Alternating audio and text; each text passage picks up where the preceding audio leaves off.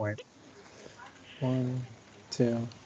All right. Welcome to the Destiny Corner podcast. I'm your host, Dimitri, and we're joined once again by Emma. Hey. Hey. And Joker. Back again, once again, ladies and gents, boys and girls, guardians of all ages. So we were just talking before we got on air about being on the podcast and not making money, but why we're on it. So like Joker was making a pretty good point as to why he's even agreed to take time out of his day to be on the podcast. And you were making a great point, Joker. What was that? So I was like reading through comments, and a lot of people like to say, "Oh, the Joker, you're only overly negative because it makes you a ton of money." I say fuck in too many of my videos to make as much money as maybe people think I do. Yeah. But even then, like, okay, let's take the YouTube side out of it. I'm here on this podcast, and at this moment, this podcast is growing. It's just getting started. That's the same thing with any content creation. Whether you be a YouTuber, a Twitch streamer, don't give up. Don't look at your numbers and be like, oh, man, I'm not getting as high as I think I should be doing, right?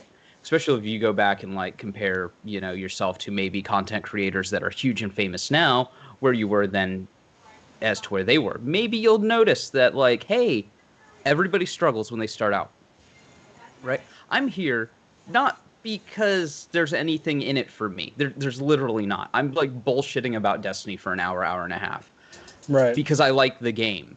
Because I want to see it get better. And on the off chance that somebody sees this podcast and they're like, oh, hey, that Joker guy, he made a great point about this thing while they were just bullshitting. Maybe I'm going to like make a post on Reddit about it. And maybe that post gets upvoted and people see it, and then Bungie see it, and that game.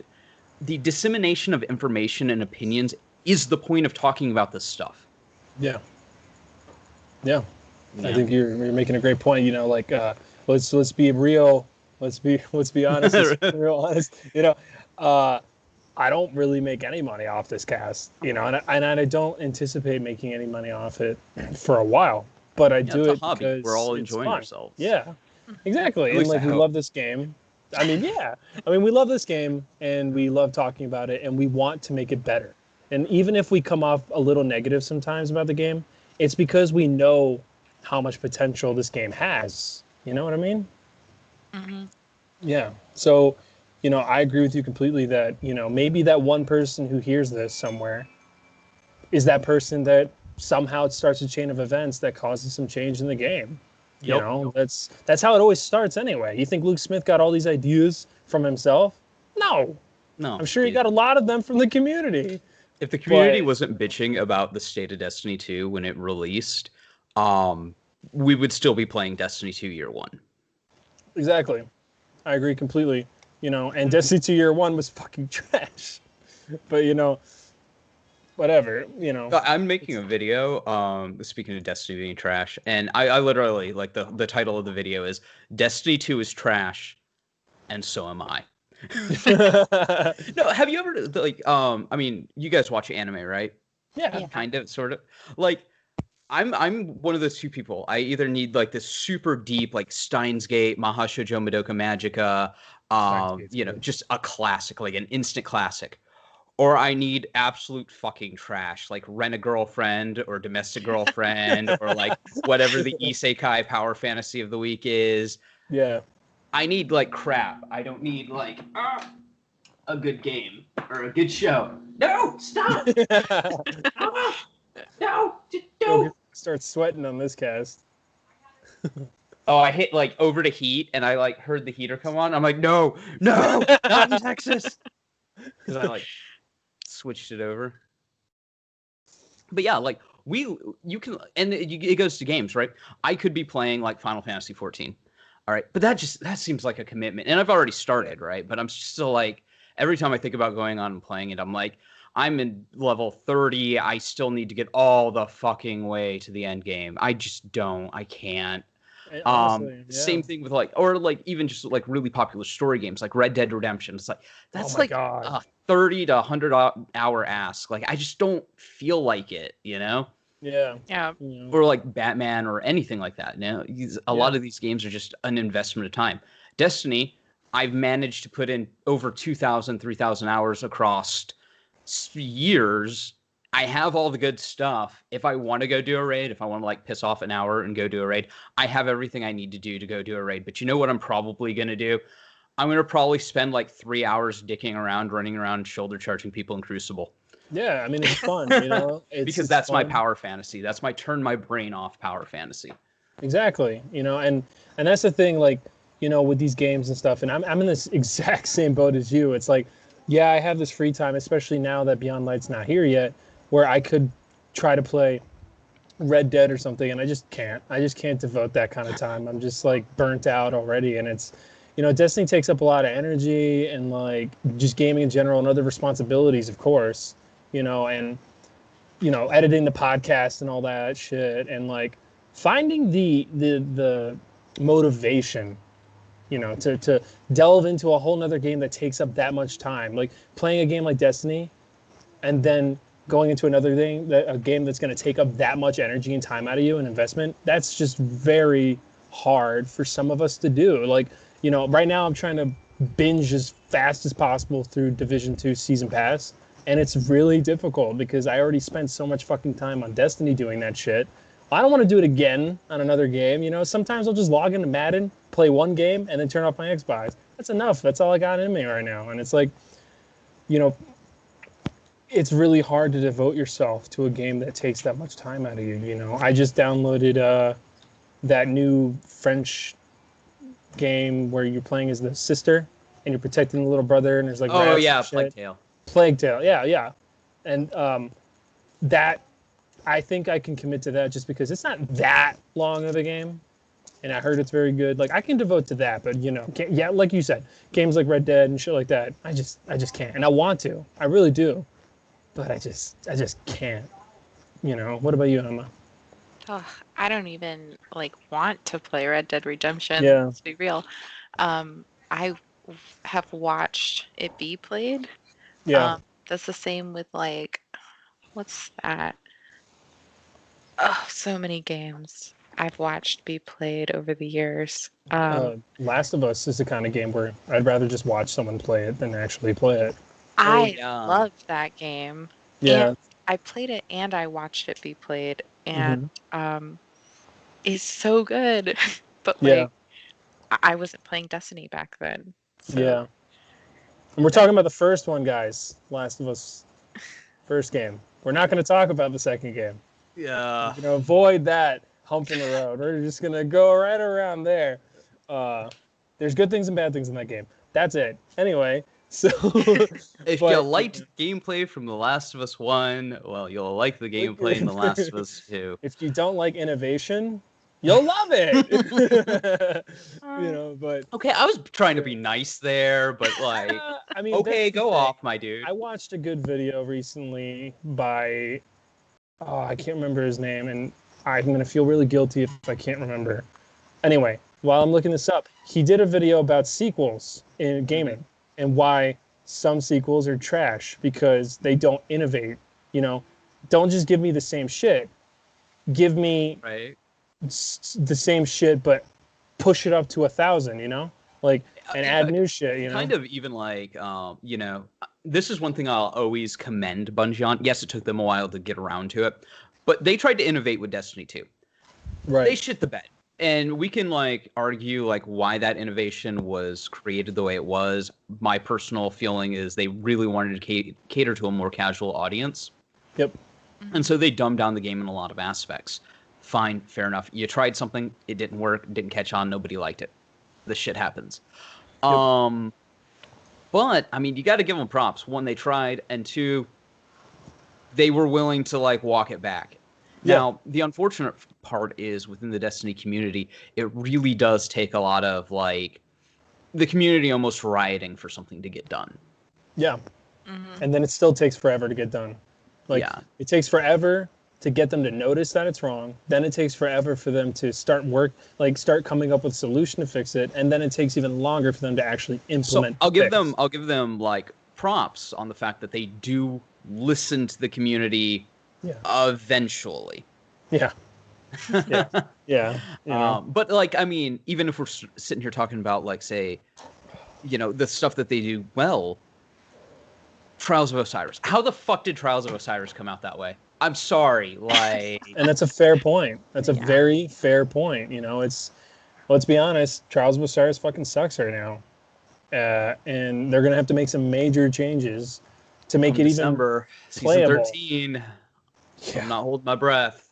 No. Yeah. And, you know, it always comes back. And also, that YouTuber, by the way, the Act Man, that's his name. Oh, okay. That was a very good video.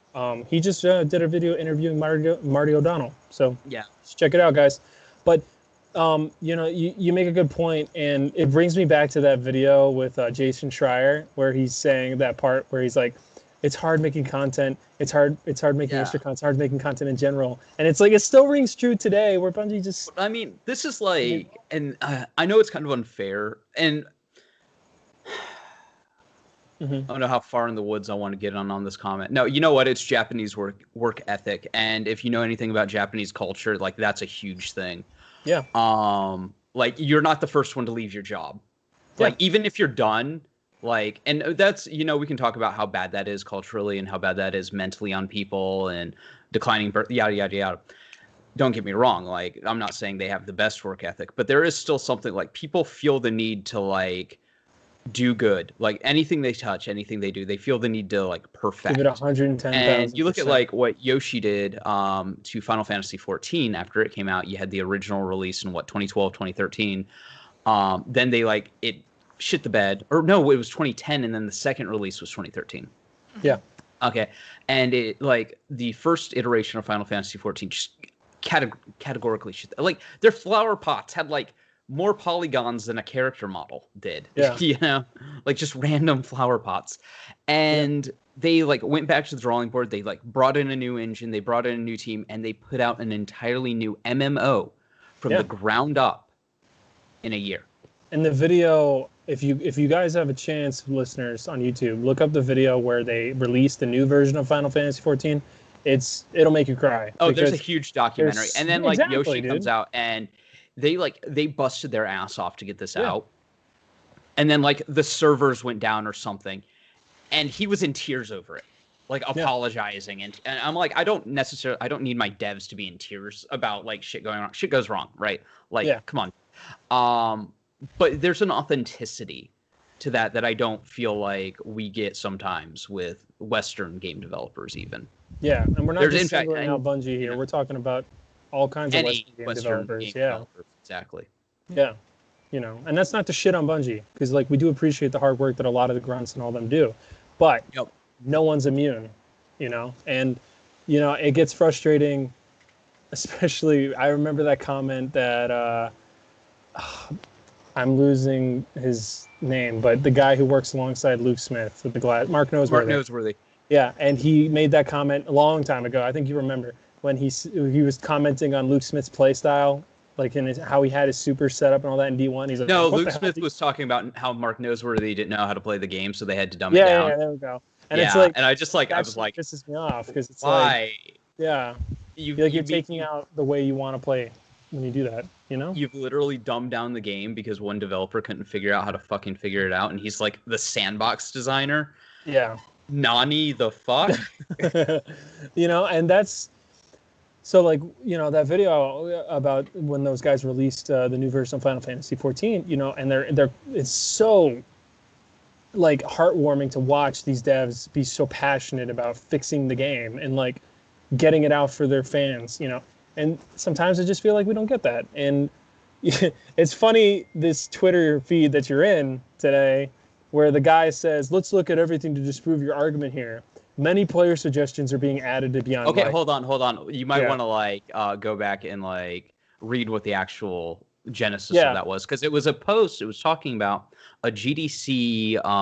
with the steps on it, right? Yeah, it was like, no, well, it was what the Final Fantasy guys, they were like, hey, we went through this really horrific fucking development thing. Yeah. Here's some stuff that like maybe development teams, and because this was like a huge GDC panel, right? This isn't just me like pulling some shit out of my ass.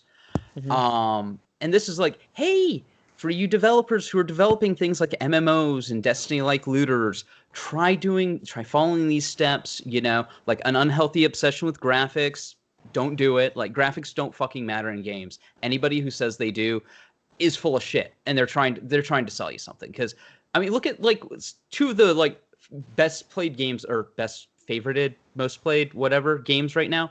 You have Fall Guys, which is like 5 textures and a ramp, and you have what is the I'm alone, I'm here, it's the one with the little Fall Guy looking dudes in the hazmat suits, and like somebody kills somebody, and then like if the body gets discovered, then they like all vote it out. Among Us. Among Us is what's I heard called. That's good.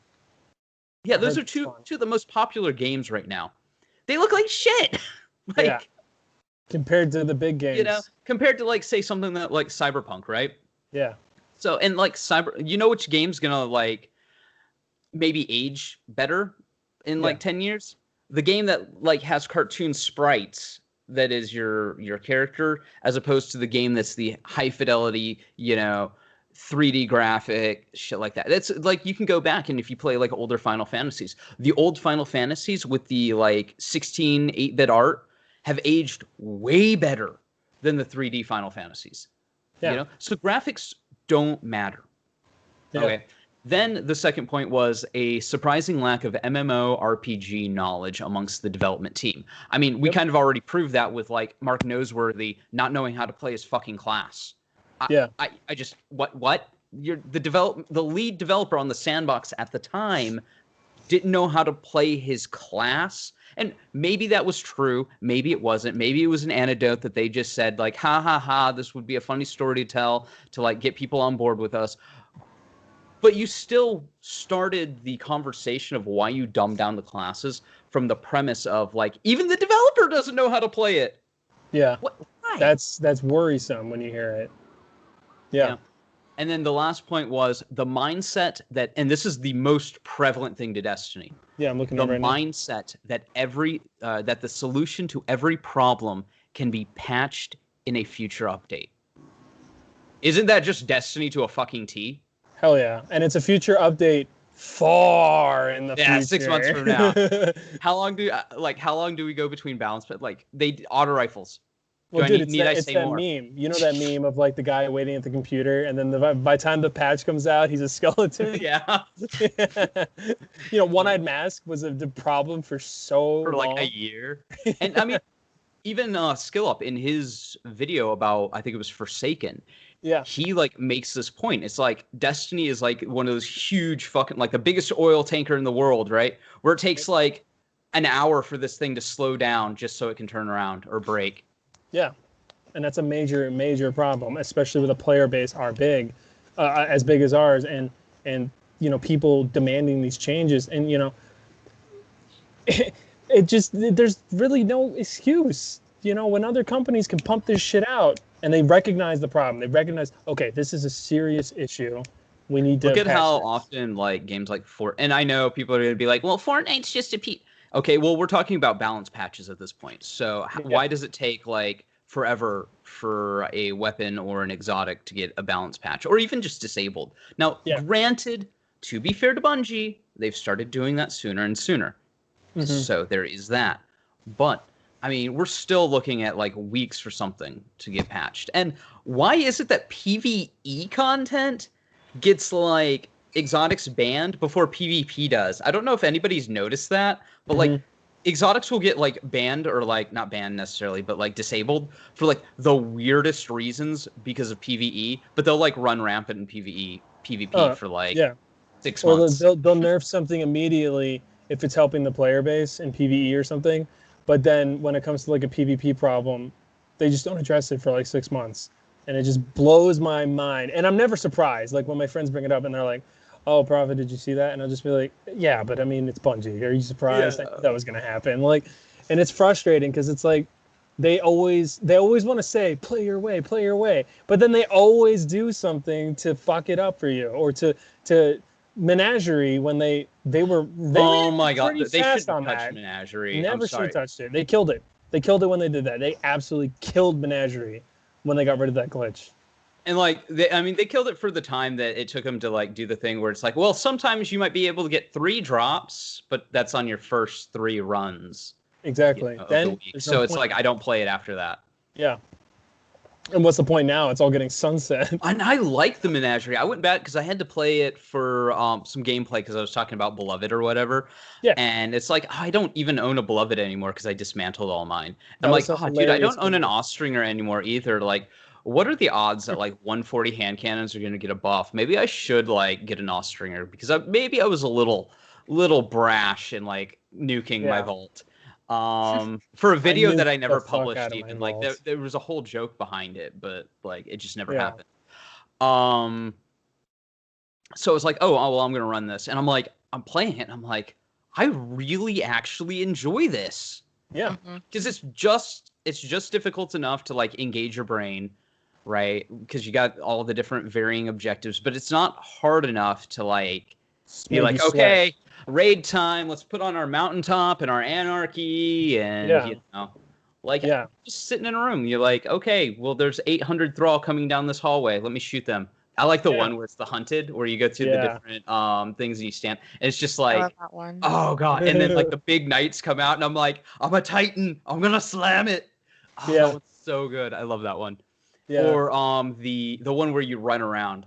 The I like gauntlet. That too. one's Like, really you have fun. the fire. Everyone dies jetting on that out. one all the time, and I'm like, it's And not even everybody that dies on it, and I'm like, well, why? But I'm the one Yeah. who's like shoulder charging through the doors, and like then people like fall off and shit, and I'm like, oh, oops, bad. Yeah. And that's the thing, and I would have totally been on board for like a revamp of the Menagerie, like new. Oh my god, they could have just kept adding to it. Just okay, look, we have Exactly.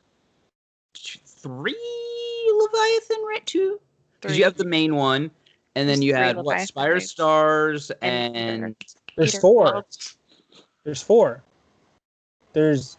Oh wait, no, there is 3. no, No, it's there's a just bunch of Spire raid and Eater players, of Worlds. but like you have Spire, and then you have No, there is 4. Spire of Stars, Crown of Sorrow, Normal Leviathan, Eater of Worlds. Oh, There's- okay.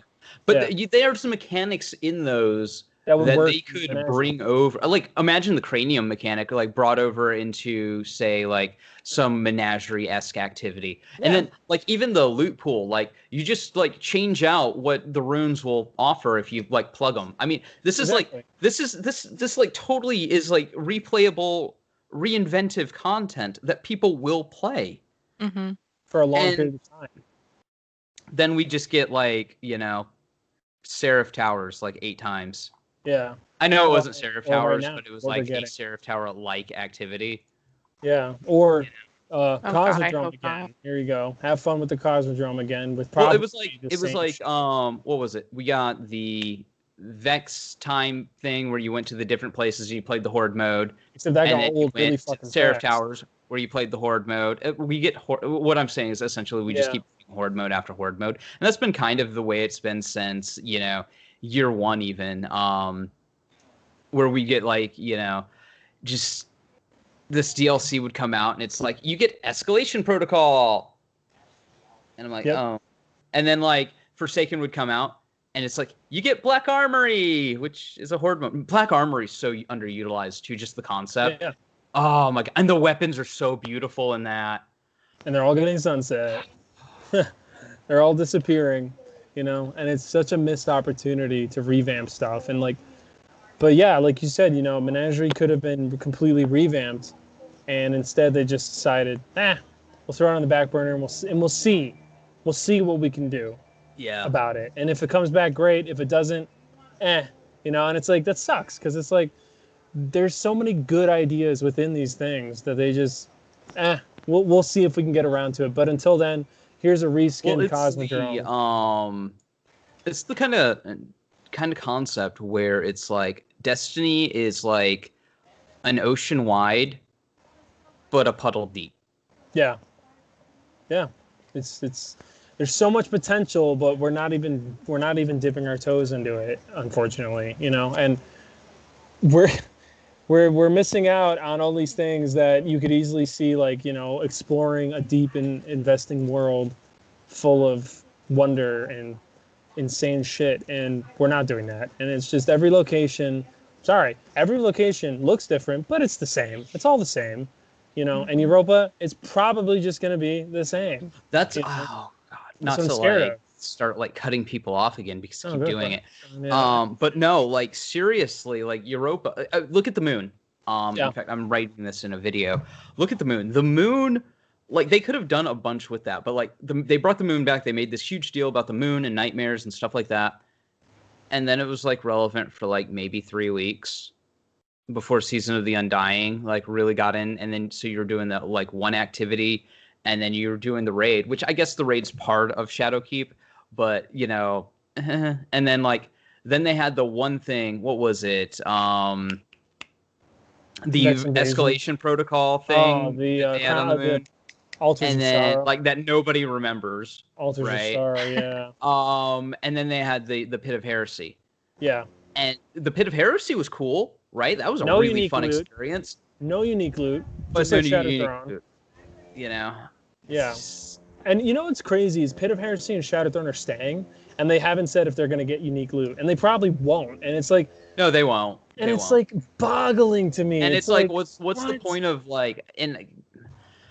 What's the point of them staying if they're not going to get unique loot? Yeah.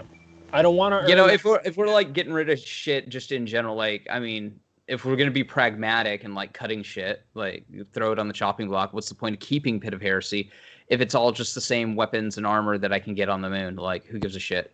Exactly. What's the point of keeping this? Well, I guess the point of keeping the new one is because the Dido armor, which was going to be cash shop armor, it was put in that experience. And then you had that means, by the way, before people got like really bitchy about the way the cash shop was for the prior season, the Dido armor was going to be the cash shop armor. Yep.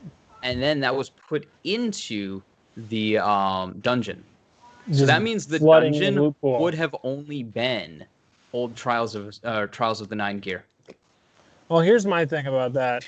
I think either the Trials armor or the Dido armor should have been rewards for certain challenges within the dungeon. You know, fucking triumphs. Because I hate the fact that there's 2 fucking armor sets in that dungeon. It's just so clogged. That loot pool is so clogged. If you get a bad week, you're fucked. You're fucked for that week, and it sucks because it's like the Dido armor. It should have just been ornaments that you earned through like triumphs or something, so you could still earn it in the game, but by doing triumphs, you know that.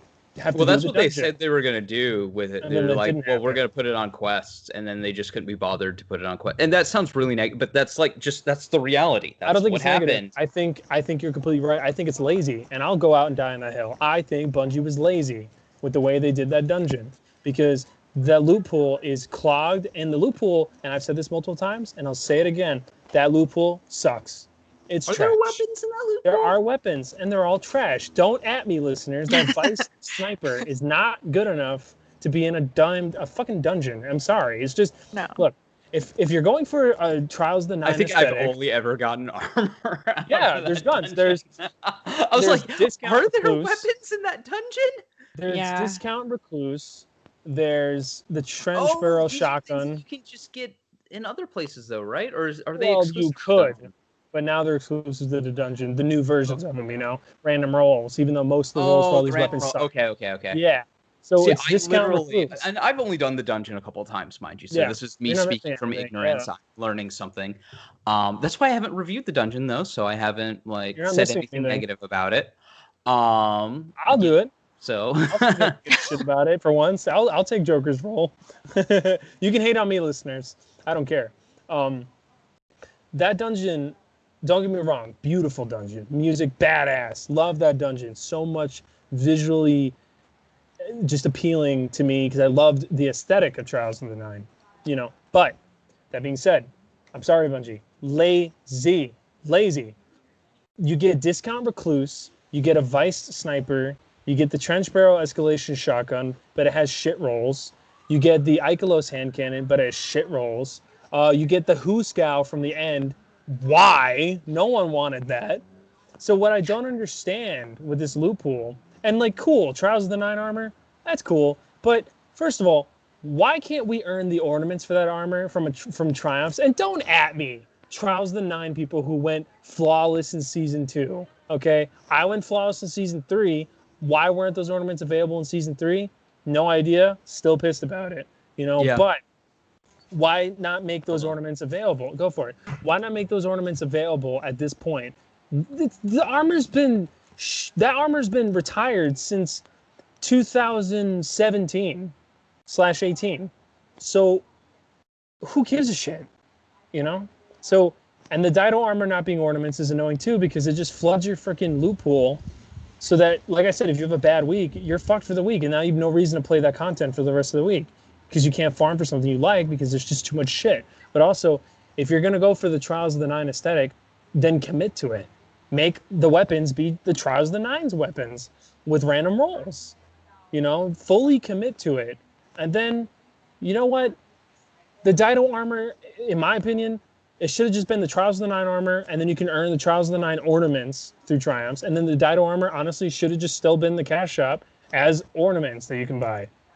Because then if you like them, you like them. If you don't, you don't. You know? And then obviously increase the Bright Dust that you can get through content so that you could buy them for Bright Dust. You know, and that's another problem that we're having. You know, but it just blows my mind. It just blows my mind that there's no Trials of the Nine weapons in there. They put some random ass weapons that no one cares about, and then they don't put the Trials of the Nine ornaments as the rewards for the triumphs. You know, if you put the Dido armor as the ornaments in the cash shop, and you increase the Bright Dust you can get through different shits, you can get those for Bright Dust if you want, and then you can earn the Trials of the Nine ornaments through triumphs in the dungeon. It all flows. Oh no, I sense.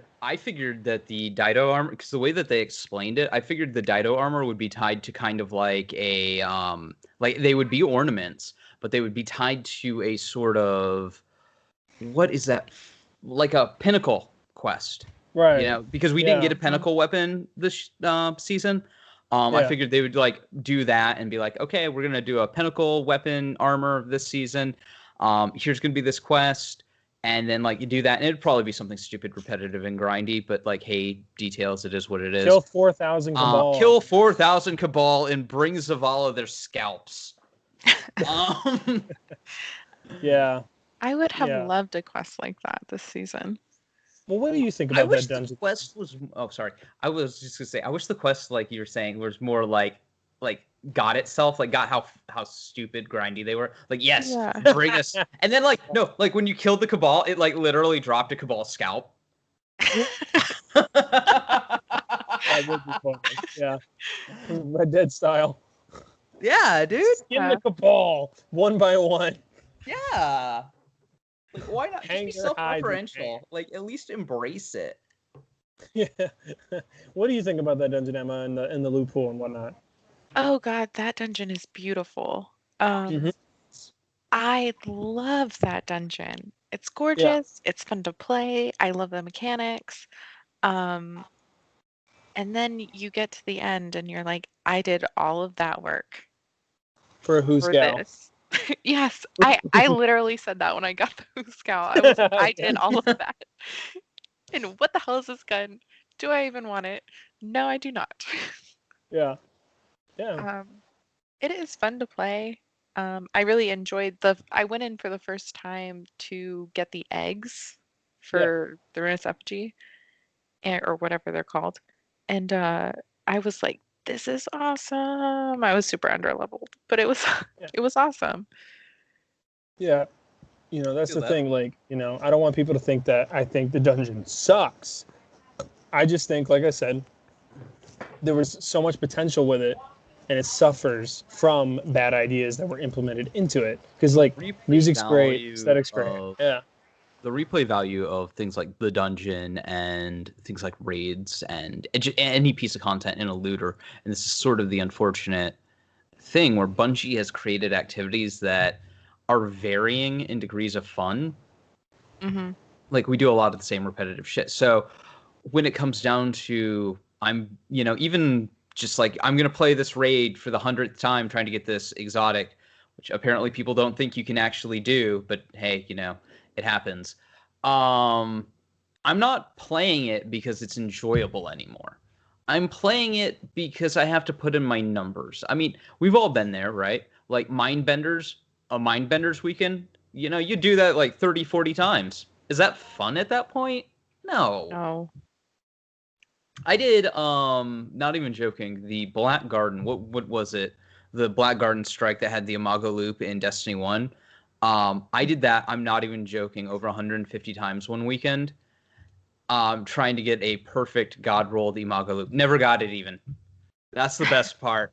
I fondly remember that weekend though, not because it was fun, just because it was like it was the epitome of destiny. Like, here you go, put in your numbers, grind, have enough Imago loops to drop that it's actually statistically impossible that you didn't get the roll you were supposed to get, or like that you were looking for. Not necessarily supposed to, because you're not supposed to get anything. It is RNG, but like not even have like the statistically viable roll, and you're just like, yep, this is destiny. And you know, I can respect shit like that though, because that's a sort of self-imposed quest, right? I did that to me, you know. But you're choosing to do that. Right, exactly. I did that to me. But then they have content that seems to be all the content they make now is content to have that happen, right? Where it's like, yeah, go grind. You like this chess piece? Go grind this fucking strike 8,000 times, and hopefully maybe you'll, or not strike, because we don't get strike loot anymore. Go grind this dungeon, 8,000 times, and maybe you'll get a usable stat roll. But that sucks because the dungeon doesn't change. See, that's the difference between these dungeons and the Menagerie for me. Exactly. The Menagerie was different every time. Yeah. You're never going to play the same game in the same, like, order. Yep. And that's what's great about that. I think that you guys are right. They could have expanded it. They could have taken us into the other sections of the Leviathan. Like, okay, well, we were obviously in like the OG Leviathan raid area. We could have gone to Spires. We could have gone to Eater Worlds. We could have gone to Crown, and like done something fun over there. Like, and what is it with Bungie? And this is something, I mean, they've done it since Destiny 1. Hell, they've done it since Halo. Where you have your mechanics and your raid-like mechanics, and they are in raids and raids alone. You are signing up for this in raids. But then they like, and I get it, you know what? Nobody wants to fucking say it, but like the average player's not the brightest, thimble in the bushel, or whatever that analogy should be. And that's fine. That's fair enough. But people can watch YouTube videos and people can learn things, right? It may be hard the first time because they just don't know the mechanic. But like, if somebody wants to do something, somebody's going to learn the mechanic. Sorry, it is what it is. I even to this day, like if you're going into a raid like a week or two after the raids come out and you don't know how to do the raid, I'm not unwilling to teach you, but I'm a little annoyed. Yeah. Because it's like, go watch a video. I mean, I'm right there with you. I always tell people, I'm like, I need to be told beforehand. I need to mentally prepare myself that I'm going to be failing a lot. And I have no problem with that. Yeah. Like, I just need to know in advance. Yeah. It's like Yeah. Vault of Glass, when Vault of Glass came out in year 3. I ran, because I love that, and I wanted to get my Vex again, and like Fatebringer, even the Fatebringer sucked at that point. And I wanted, the one that I really wanted was the fusion rifle. That fusion rifle from that raid was so good. Everybody slept on it. Never got it, but I would go in and I'd play it with like LFGs and raids and stuff, and like people were afraid. And this is maybe a bigger conversation about LFG culture. People were afraid to tell you that they didn't know how to play. And like, yeah, I'd be like, hey, there's videos you could go watch. Why don't you do that? Like, that's just to respect my time. Like, if you respect my time enough to have like a grasp of like what's supposed to be going on in this encounter, I'll respect your time enough to go, okay, you went out of your way, you watched a 10-minute video. If you have any failings, I'll like let you know how to like do this, that, and the other, like what's expected of you in this encounter. But at least try. You have to try. Yeah, try. Yeah, exactly. I have walked so many people through raids. They'll be like, oh, I did this in year 1, but I don't know how to do it anymore. And I'm like, okay, well, what's the rundown? Like, can you tell me what's going on in this section of the raid? Like, because it's different. Like, I don't mind explaining it to you. I'm pretty Yeah, decent I'm not at gonna that, kick but you like, for being honest. And maybe that's the thing with LFG culture. Maybe people do get kicked too much. I mean, we do. I was debating this with somebody earlier. They did not seem to understand that there's a huge LFG culture of like, hey, you don't have like anarchy, boot. You don't have mountaintop, boot. Recluse, boot. You don't have Izanami, boot. It goes back to Destiny 1. You don't have Galahorn, boot. Yeah. and that's sad. It's so sad because You there are don't need people this out stuff to there. beat it. Well, that, Yeah. but there are definitely people out there like me. I LFG all the time, and it is terrifying to get started doing that. Mm-hmm. I got booted out of so many lobbies Hmm. Yeah. trying to do a raid or trying to six stack an iron banner. Like, come on. Yeah. Yeah. And I'm right there with you. It's a scary thing. I would get pissed too when I didn't know how to do a Foraging for dungeon. food. Dimitri foraging Uh, for food. no, That's what I there's was a laughing about too. He's no, like, oh, the chips up here. Oh, there's there's nothing a, in my can. Damn it. there's Ah, I'll there's a get the squirrel. munchies. There's a squirrel who visits us on her hind legs. She walks up to us on her hind legs like, "Hey, what's up? You got anything?" And I'm like, "Oh, do I have anything? Ah, It's shit." not nice to talk about your little siblings like that. Oh my God, it is a squirrel, I swear. We named the squirrel Demarius. Don't Tamaria. know why, but my cousin decided to name the squirrel Demarius. But yeah, I'm right there with you. Like LFGs have always been a mixed bag for me. Mm-hmm. I think it was worse. I think it's worse in Destiny 2 because there's Yeah, it way more definitely players. is. There's way more players that are elitist when they shouldn't be. Where it's like it's the constant joke of like there'll be an LFG where it's like must have 50 completions, blah blah blah, and then you go and look Oh at my their god, and completions then and they they have don't like have two. two. Yeah, right. Ah, it's Yeah. so Okay. bad. Can I say something about that? Yeah, do it. Yeah. Do it. Go Oh, So, off. it's good. Go off, girl. Go so, go go. I was being disrespected in an LFG one day. It wasn't even an LFG. That's not even true. So the guy who was being an asshole was an LFG, but I was specifically asked to come walk this guy that I had LFG'd a Leviathan. I was like, hey, I know Spires, you're trying to learn it. So, like 2 weeks later, he specifically messages me, asked me to walk him and his friends through Spires. And I'm like, cool, whatever. Um, they had LFG'd the sixth student, and he spent the entire time disrespecting me, like talking over me, telling me I was an idiot, just everything to get on my nerves. So he like went on Destiny Tracker or whatever and started looking up everyone's like clears of all the raids. Of course he did. And okay, so this is what I do is when I go through something, I literally only need someone to sit me down and teach me how to teach something once, Mm-hmm. maybe twice, and then I can teach it. Like I can walk through every single raid except for Crown because I hate Crown. Oh my god, Raging you're not against that. wrong. Yeah. And Yeah. even Crown, like I can explain everything that happens in Crown. And Yeah. You just so hate it. he was like, "Oh, well, you don't even have like double digit clears." And I'm like, "Yeah, but you don't know what's going on in this raid and you've done it like 70 times." Like Yeah. you literally cannot talk through this raid encounter right now. But you're telling me that I'm an idiot and you're treating me like crap. Like, I'm not gonna say anything about it because that's rude. But like, Yeah. I'm gonna sit here and not do anything because F you. Like, Yeah. that's so rude. And so for people to, because I had that happen as well. Like people will be like, "Oh, you have to have 50 clears." And I'm like, "I have 20 clears and I can probably do the raid better than you can." Like, Yeah. get off my junk. Like, Yeah. Yeah.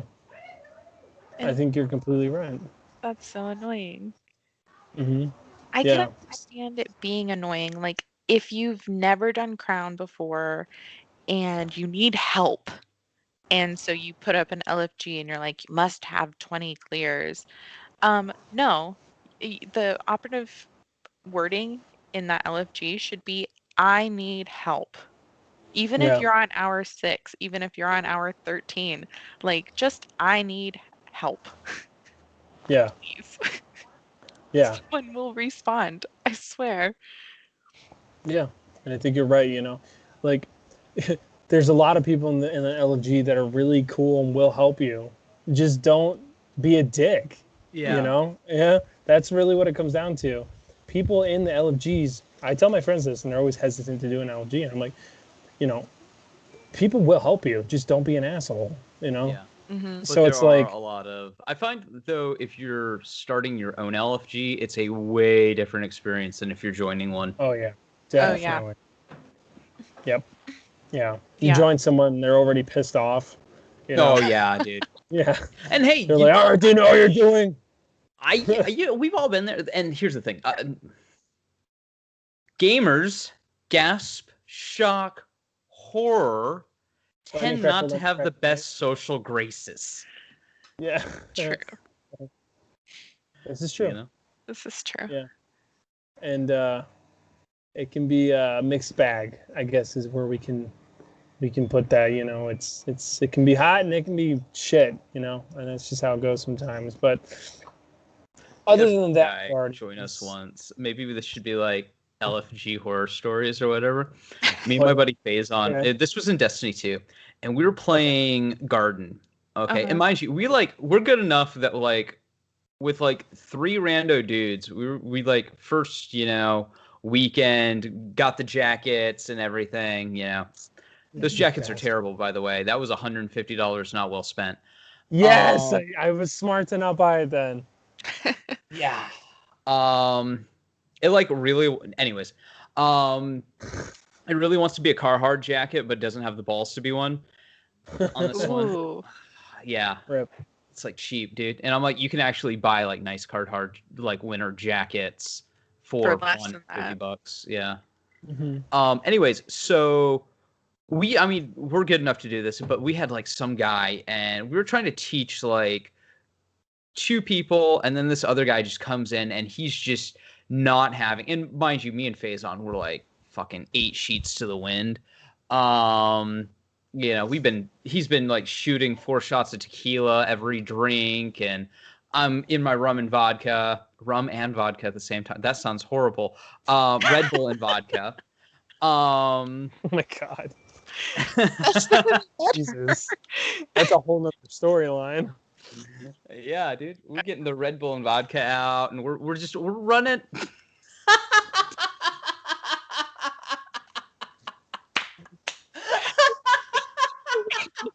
Found more food. Ladies and gentlemen. Clap it up. Yeah, for people who are just listening terrestrially, whatever. Dimitri found more food and started eating on cam. I think he's like, it looks like he's eating cat food too. I'm not gonna lie. It's probably tuna in a pouch, which is basically cat food for people. It's not but cat like food. that looks like cat food. Oh my God, I have pouch cat food that I give my cats that are like that. Yum, yum, yum, yum, yum, yum, yum. I'm hungry.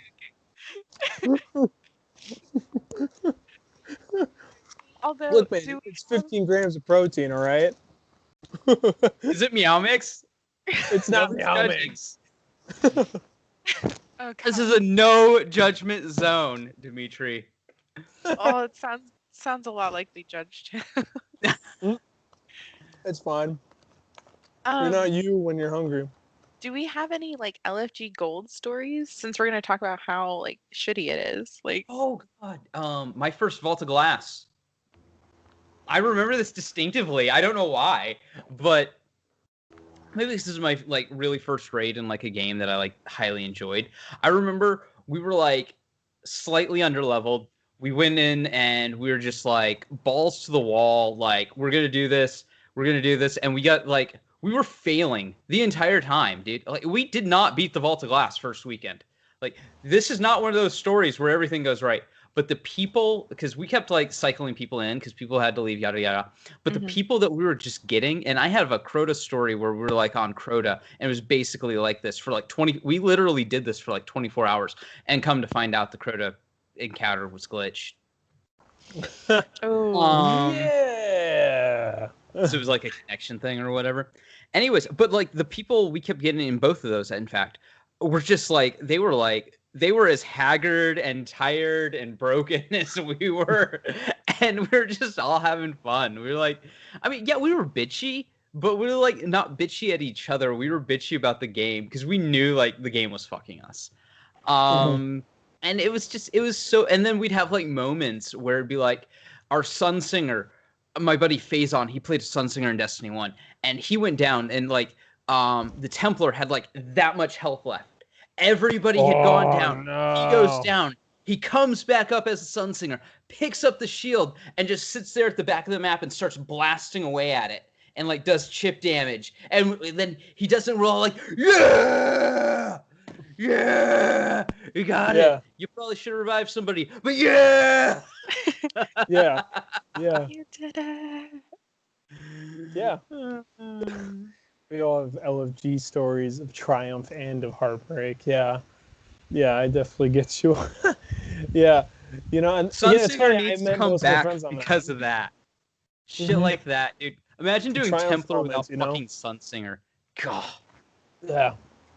You know, it's funny, most of my friends I've met through LFG. You know. Mhm.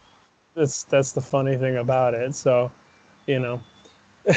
Oh yeah, It no, can be I got good, this it can be buddy, bad. guy I play with. He's an older, not terribly older than me, but he's a couple of years older. Probably about like 5, 6. And he's a dad. He's got a bunch of kids. In fact, my buddy Phazon plays Animal Crossing with his kids and him. And like it's just like this really interesting. And we like started playing because we played Trials of Osiris together. You know, and we had that weekend that was just like we went off, man.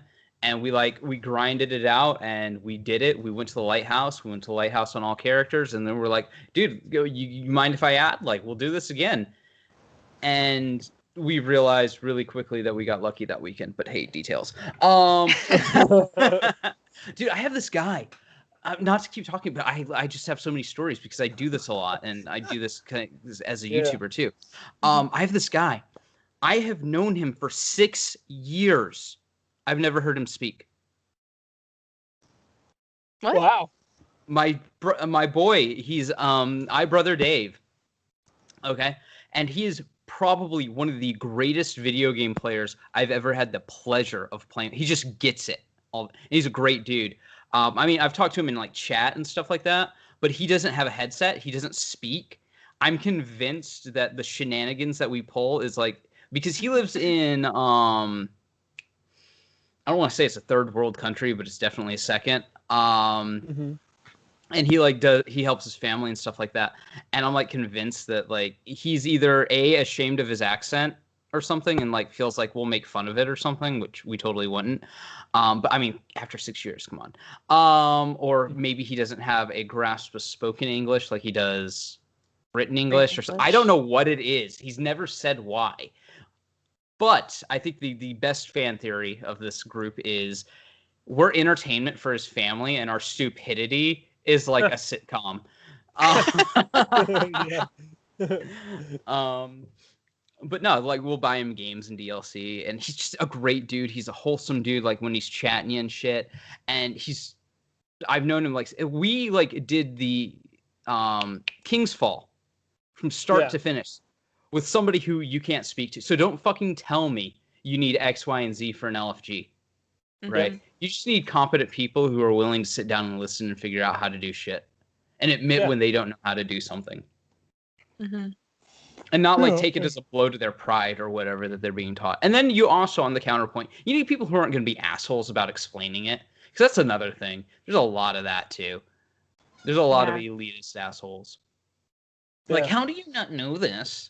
Like, yes, I get where there's, like I said earlier, I get where there's the annoyance. Like, hey, dude, you could have watched a YouTube video.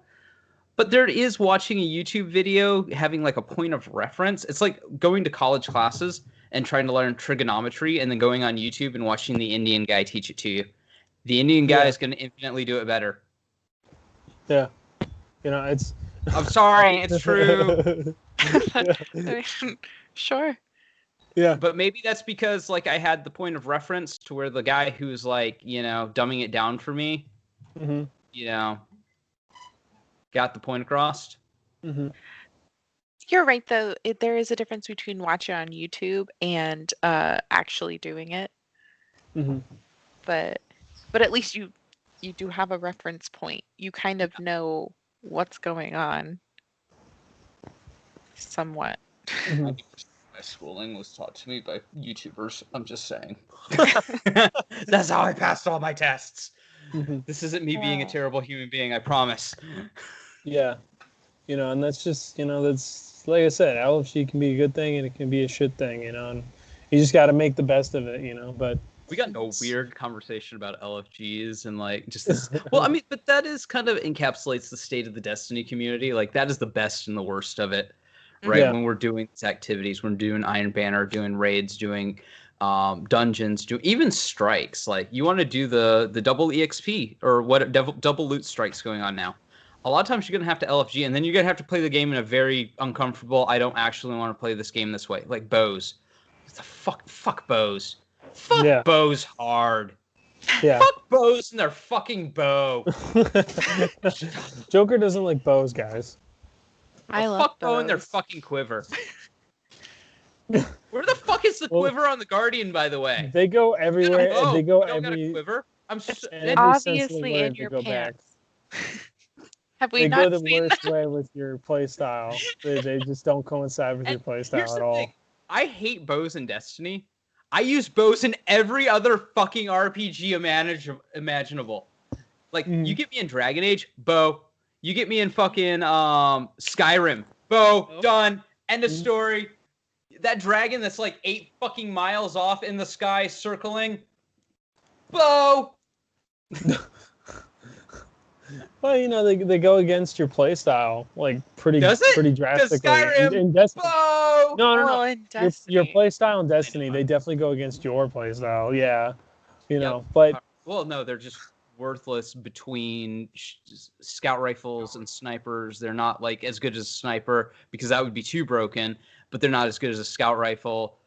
Or they're better than a scout rifle. But like scout rifles have more ammo, they have more utility. It's bows should not be a thing in Destiny. And also, why are we in the like fucking 2078-92 using fucking bows? Compound bows. Compound bows at that, dude. Why does it not, dude? I want like the Leviathan at least makes sense because it looks like it has like engines at the fucking end of it. It's like, yeah, boy. And then it's got that like huge explosive payload on the top of it that doesn't actually explode shit, but then kind of sometimes it does. Yeah. All those should just be that. That shouldn't be an exotic bow. Sorry. No, you're right.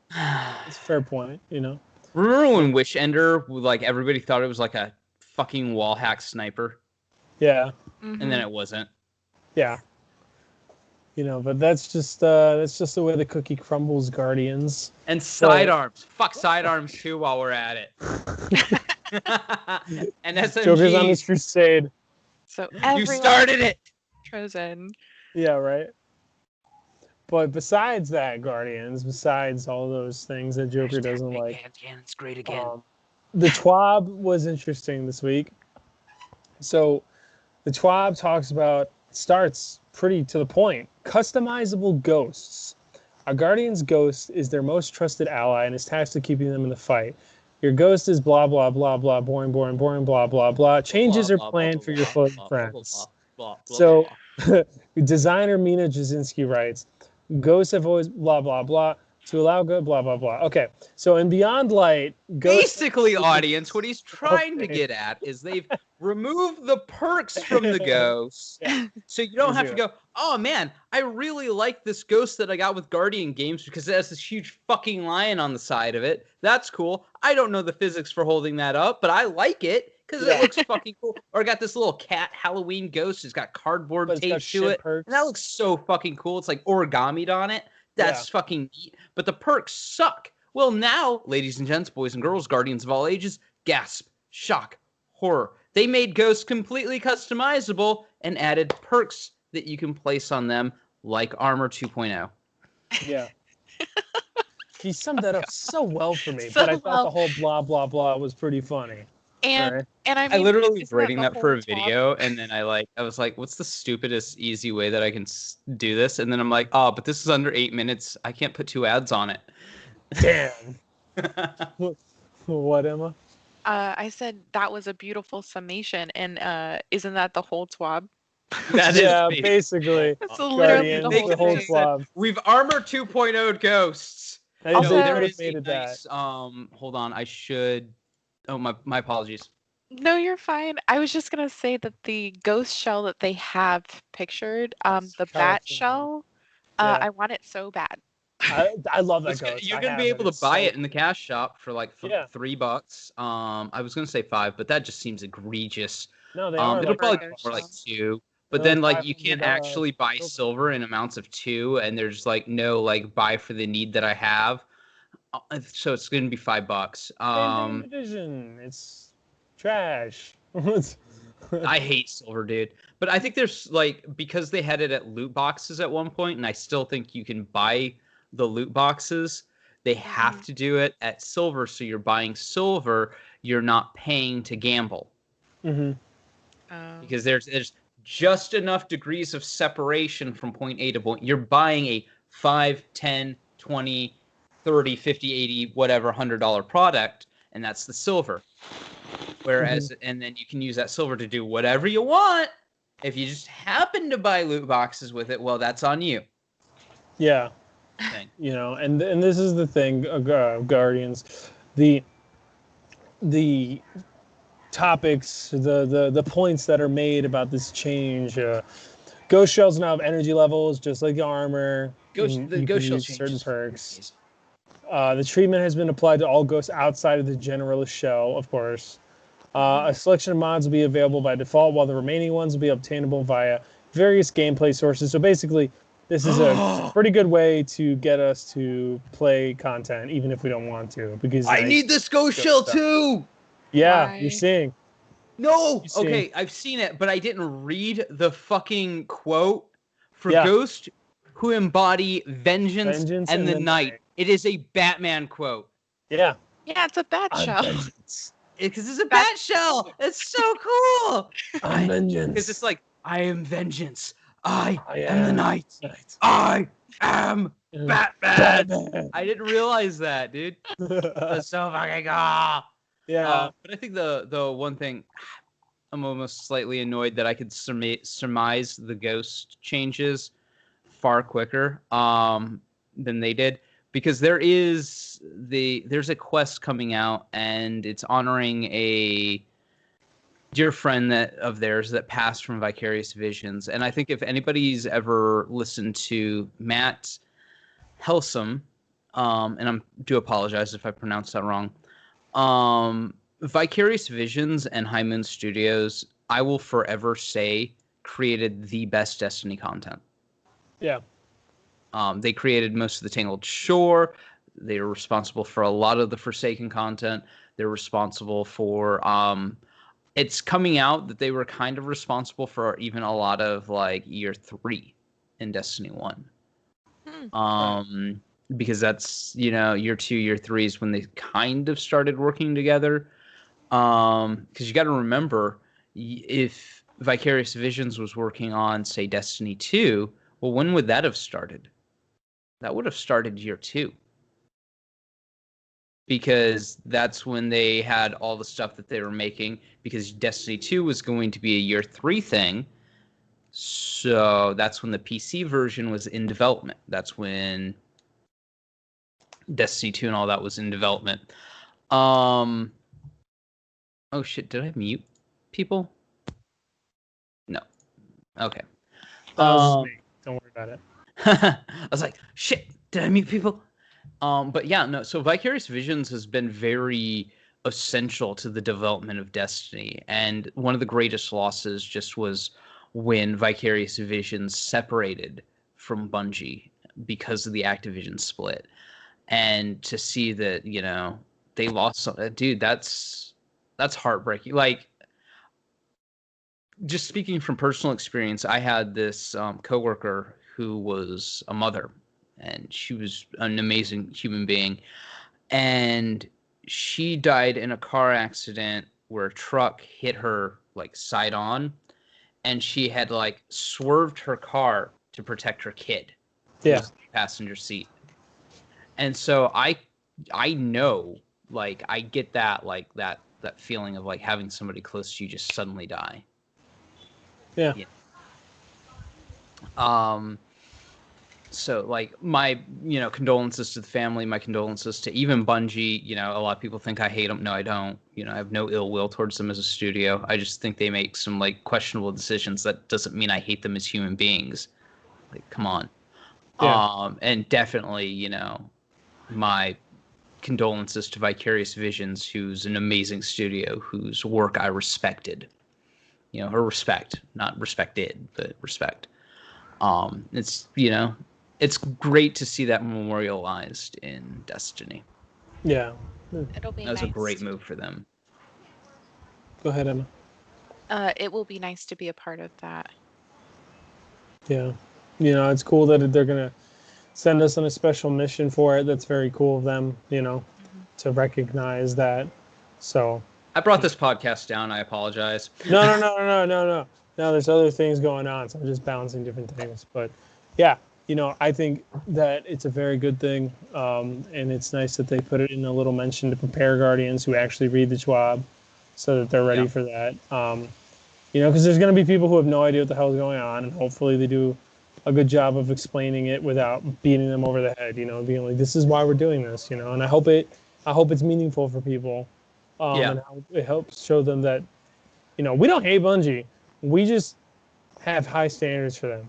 But we also acknowledge when they do good things, and this is definitely a very good thing. Yeah, exactly. But I mean, these are the creators of Halo. You got to hold them to a standard of some sort, yeah. Of some sort. It would be like saying that like Square Enix can make bad Final Fantasy games. Yeah. Like, and that's just okay.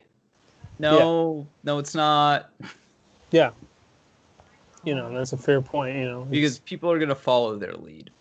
Yeah. And so, I mean, look at it. Dude, Anthem followed their lead, but like didn't pay attention to their mistakes, but decided they wanted to make a game in the same space, but didn't listen to it.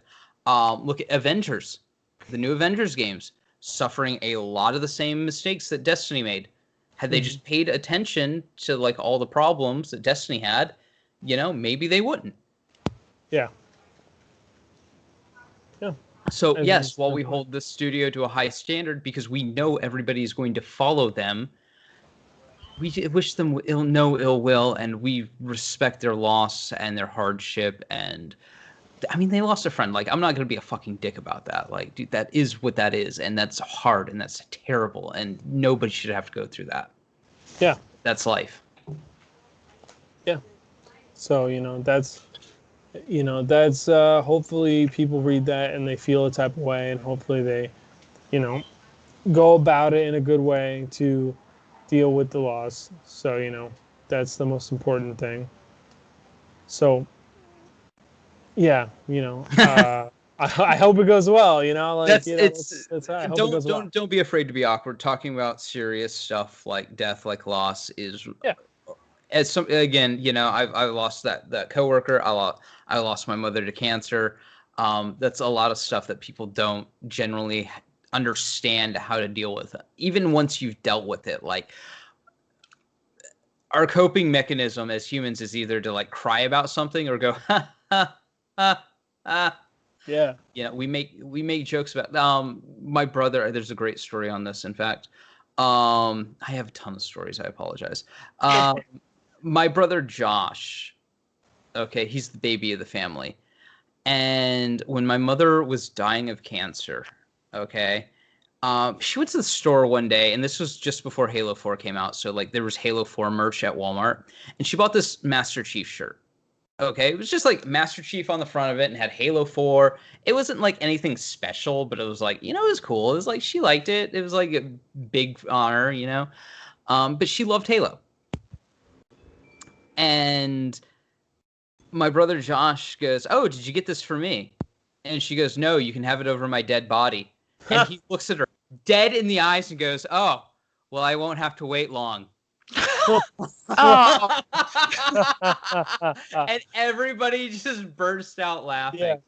Because that's how you deal with that. That's how you cope. It's a dark humor. My family has always been very dark humor-esque,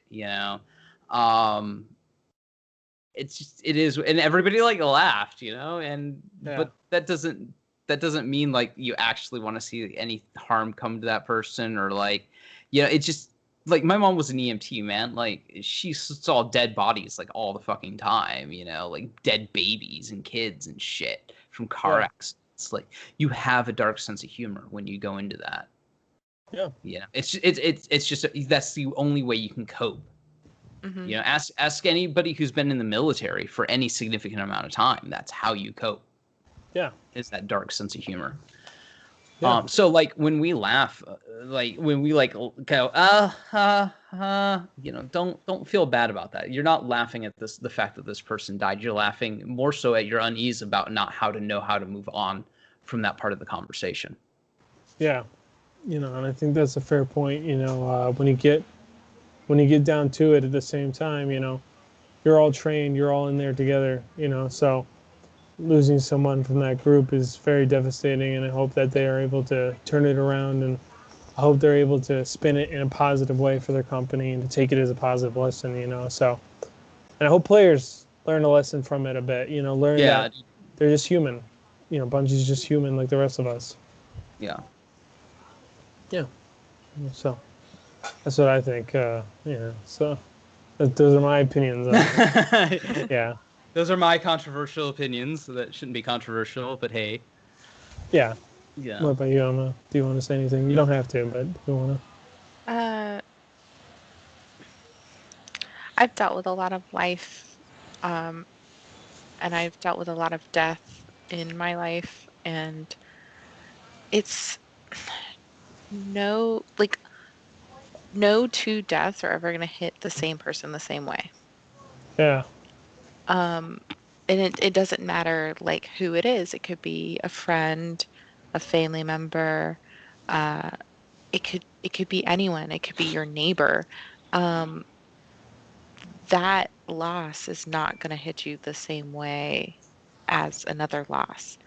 And I commend Bungie to honor uh, this man that was a huge part of the team. Um, I'm I'm happy to do that. And Yeah. I think you're right. I hope that they do it in a well-written way, that they give us like a good quest and like really kind of like explain like what's going on. Is They kind do of it in what a I want. respectful manner. Yeah, in a Not respectful. like, here's Mm-hmm. quest 908,000, go kill Cabal and bring me back their scalps. I mean, even then though, like as somebody who criticizes the game, I'm not going to criticize that. I refuse to, in fact, because this is, a memorial to somebody. This is more than just me and you bullshitting about the state of the game and how, like, you know what, this could have happened last week and they like scrambled together and put something together or whatever, to do something, right? This could have been something they knew was coming for 6 months. It doesn't matter. This is them making overtures, at least, to the fact that they lost somebody that they're hurting as a team, that they wanted to respect and memorialize this guy. So I don't give a shit what the quest is, just as long as it's respectful. Yeah. Mhm. And I think it will I'll be, go do it. obviously. Like, Why do it if it isn't?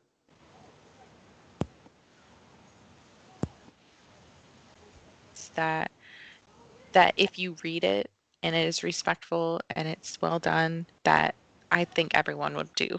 Like, Yeah, if you know what's anybody going who's on. gonna be bitching about this, like, fuck off. Like, even I, the most cynical look at me I saw within the Destiny.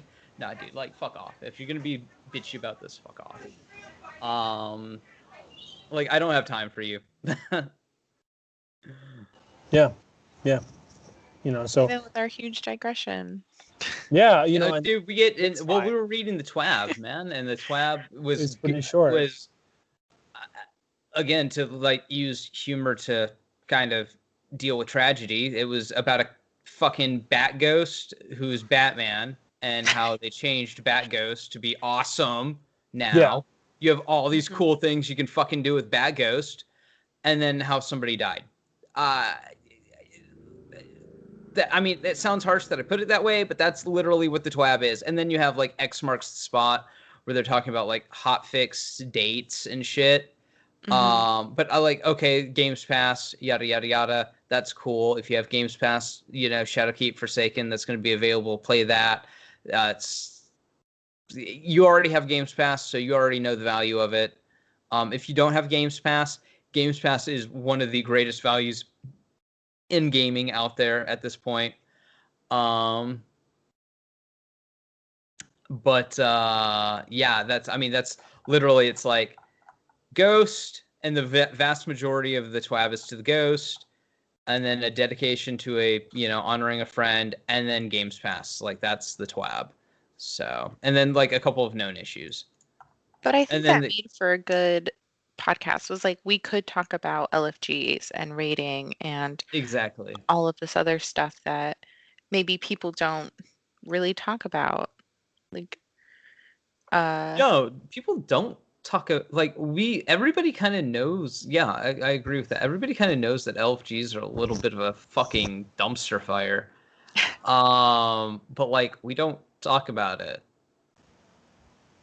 And I know, like, my first LFG was terrifying, because I had no knowledge other than the fact that, like, my husband was like, "You really don't want to do that."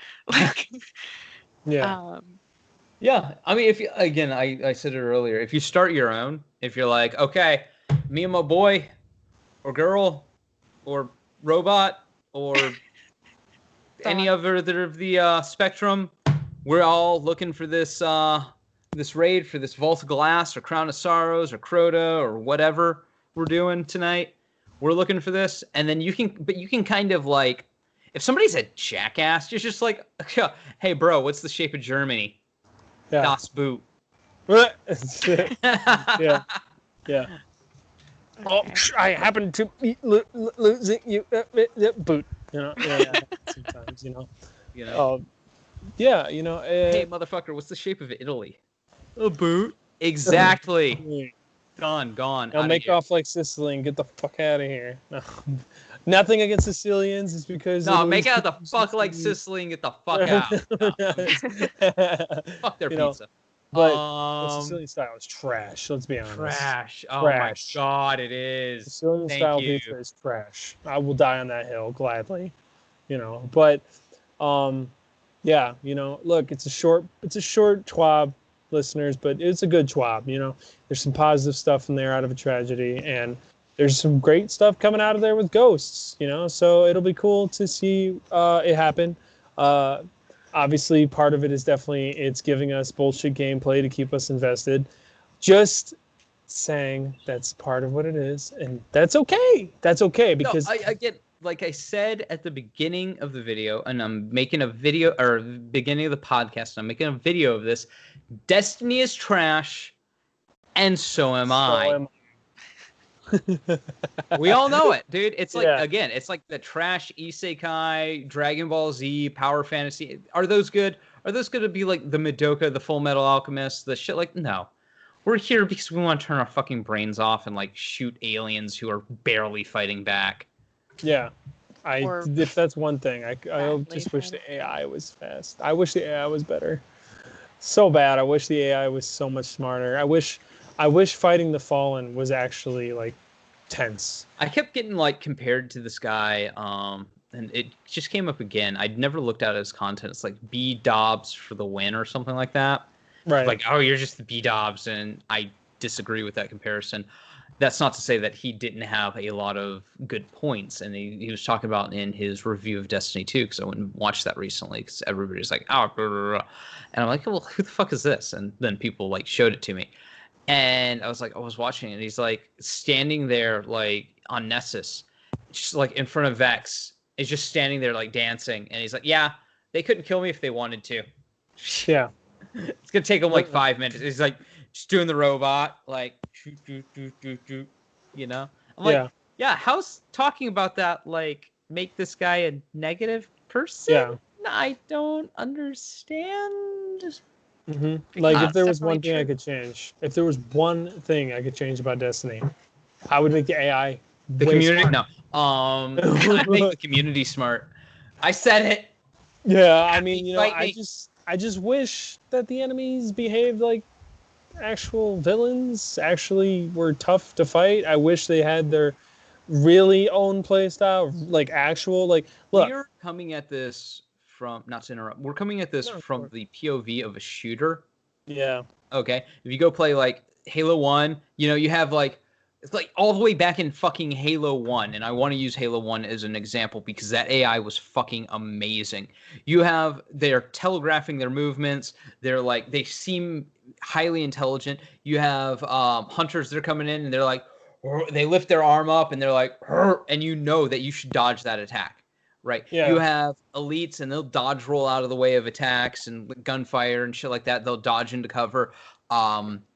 And then going into like later Halos, you have like brutes, and they would like, you know, like if you kill a commander in a group, the grunts would be like, ah! And like go suicide. So Bungie knows how to develop not only intelligent but very like informative AI, very like interactive AI, where you're like, oh, well, I did this thing, now this thing happens, and I should do this thing to counter that. Destiny is not like that. The only kind of interactivity I think I can just even think of off the top of my head is like sometimes if you shoot the head off of Vex, they'll like become, you know, explosive Vex. Yeah. Yeah. And it's frustrating, at least for me, because coming from Halo, like I just applied for a job, gaming journalism job or whatnot. I don't remember. But one of the questions was like, what led you into this? Like, what was one of your first games? And it's like Halo CE. And like, one of the things as a kid I loved so much about that game was the AI fought you, like really gave you a fight, especially in the higher difficulties. It wasn't just they do more damage. It was like they got smarter. And like for example, like the elites would get more aggressive, you know, because the elites knew they were technically stronger than you, like in a sense. But like, and honestly, with the newer Halos, like they got smarter and smarter through the second and third Halo, and they fought in different ways. And like how the brutes, if you like shot off all their armor, they would charge they went you. into berserk mode and shit like that. Yeah, you know, and we're how you not had to like, asking, to I defeat think, for hunters anything and that stuff. Bungie has not done before. Yeah, Like, that's like, the important part, because there is a difference between being unreasonable. We're like, invent something out of thin air that you have never done before and implement it into a video game yesterday. Yeah. And going, okay, hey guys, you did this really well with the elites. You did this really well with brute. You guys created like the best AI in video gaming, because like if you go play a fucking COD game, dude, all the AI does the exact same thing at all times whenever you go through a level. Solely shoot at you. Forget you know, the AIs. Solely even, shoot at you. Yeah, dude. Even if you go and you play one of my favorite shooters of all time, Spec Ops: The Line. Yeah. The AI is not the most intelligent fucking thing. The reason you're playing that game is because of the shit that you're doing, and the like story and the mental breakdown and the psychological is just, oh my god. That's one of those like 10 out of 10 would recommend. If you've not played Spec Ops: The Line, go play it. It is that game will have moments. I'm just gonna say white phosphorus. Yep. And anybody who's played the game knows. Yep. That is, you take your controller and you're like, oh yeah, I'm doing all this cool stuff. I'm killing all these people. And then you like do it, and then like the rest of the story plays out, and I'm not gonna spoil it past that, and you just put your controller down, you pause the game, and you don't even smoke, but you still go take a smoke break. Yeah. Yep. Because you're just like, oh. Yeah. Oh. Yeah. So I think you're right. We're not asking for too much. If the Hive, for fucking example, actually fought in an intelligent manner, oh my God, the Hive are so stupid it hurts. And Can I just say yeah, go for it. that in Destiny 1, in the very first mission mission when you wake up, that mission was scared me in Destiny 1. And I don't understand how that isn't a thing. Like the Fallen should be creepy. The Hive should be disgusting and creepy and scary. Like there's all these like weird aliens. Like the Vex are pretty much the only ones that I could see being not creepy, but The even they Vex can should be like, the Prometheans from Halo. Changed Yep. my mind.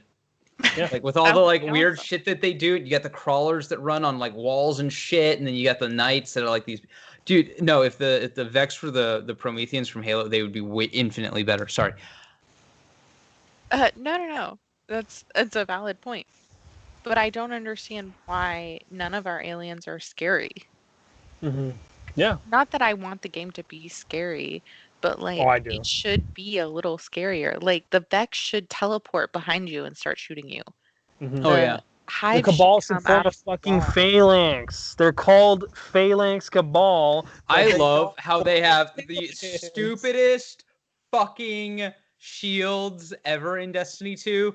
Like, Yeah. what the actual who the fuck I want a name and I want to know how they okay, usually I don't call for firings and shit like that, and maybe they've done 100 different things in Destiny that were great, but I want a name and I want to bring them onto this podcast, just go, "Bro, Cabal. Why would a The massive fuck?" empire design shields for their soldiers like that? Just And saying. Doesn't make sense. Especially after Destiny 1, right? Where Yeah. they had like the now again, you could argue that like that shield mechanic was fucking terrible. And I would probably even agree, you know? Especially when you compare it to like Halo where they had the hollow shield and like if you shot them in the hand or something, because they had the hand hole so they could hold their little gun out. Yeah. Was it great? No, but it made sense. And then Yeah. mhm. they had their feet, and you could, and then like if you shot them a couple times, they would like reel back and deactivate the shield. Okay, Yeah. that made sense. The fact that the shield literally has a big "hit me" sign on it. Why? Why would that be a thing? Yeah. Why Yeah. would it? Yeah. Why would one of the greatest military bodies like because Gaul? I mean, these are Gaul's Red Legion, right? Mhm. Why would Gaul? I mean, I I guess maybe to like put fear into his troops, don't get shot. But then why are they like coming up slowly with a phalanx and a huge shield? Hmm. Why don't the Scions move around the battlefield because they're fast and have telekinetic powers and shit? Like, why don't they move around the battlefield? Why don't the Fallen flank you? That's a great Why aren't the question I have. Taken creepy as Mhm. well? Yeah, Like, exactly. Yeah, why aren't the Taken remember creepy? they used to, and maybe this is I'm just me missing it because I don't like fucking deal with Fallen, but like I just distinctly remember Taken King. They were like chittery and shit, Yeah, and I don't know. I felt like they were more emotive in Destiny, and I could be completely wrong, but I distinctly remember Taken in Destiny 1, and maybe that's because that's where they were introduced. I do not fucking I hate fighting Taken in Destiny 2. hmm, yeah. I mean, Same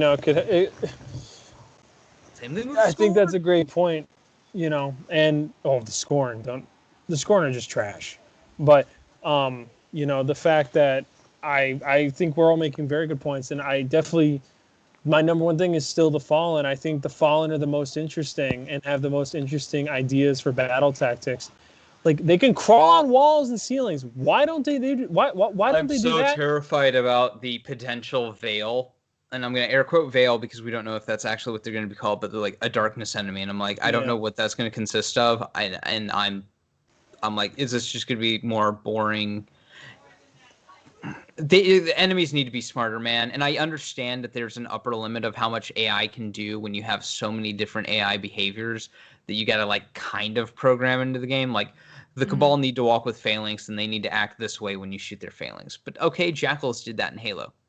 Then you have like the Knights, but like Knights are just kind of elites. Same thing with I mean, what's the difference between a knight and a captain?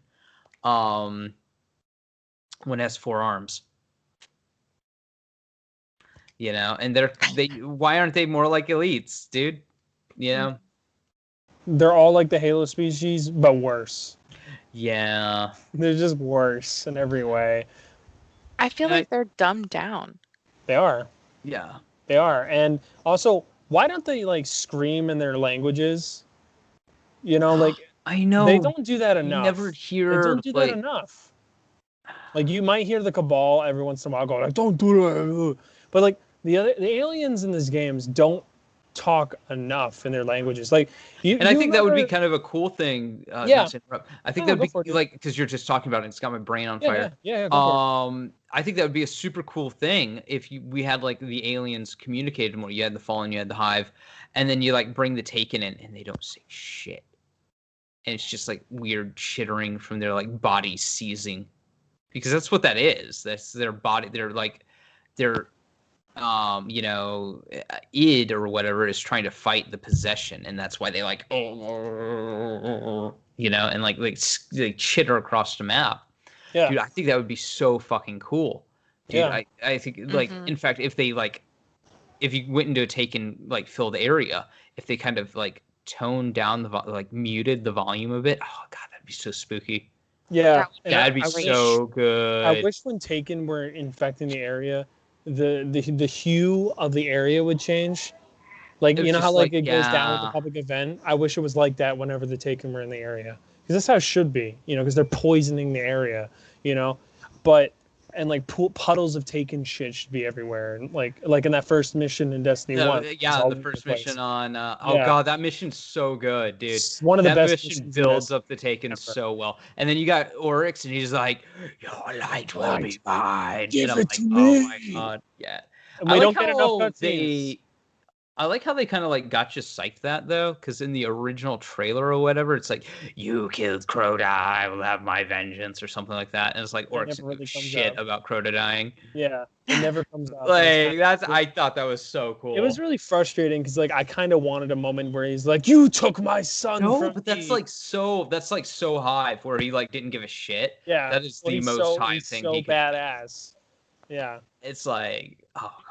Oryx is just like Oryx is still the greatest villain in fucking Destiny ever. It's not like he has that much competition, but it's like and they have all this stuff with Savathun and shit, and I'm like, yeah, like bring her out or get the fuck out of my way. Like I don't give a shit, man. So sick of hearing about Savathun. I know. Yeah. They're gonna hype her up too much, and then we're gonna kill her ass like Zola. Yeah, because like apparently now she's like strong enough to like even interfere with the darkness. I'm so over that. Makes absolutely no fucking sense because that's the entire base of her power is the darkness. Yeah.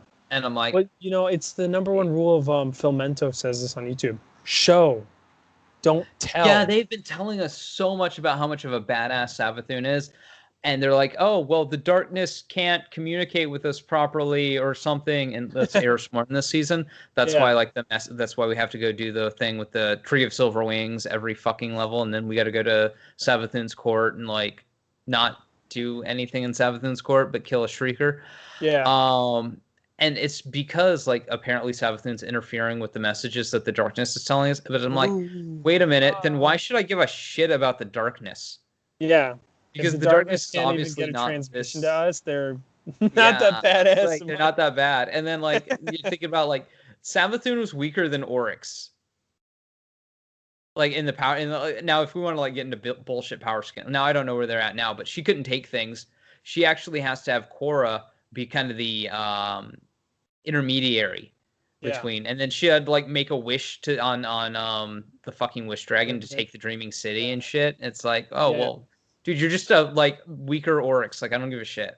Yeah, and then there's like that weird lore that Oryx might still be alive and he's wandering around or something. Like, no, like his body. They're trying to resurrect him or some shit. Or... Yeah, the Hive was like, dude, the Hive, because this is on the new moon. Even the Hive now. The Hive are like, bro, like we don't give a shit about Savathun. However, Oryx, like, if we bring him back and that's hypocrisy.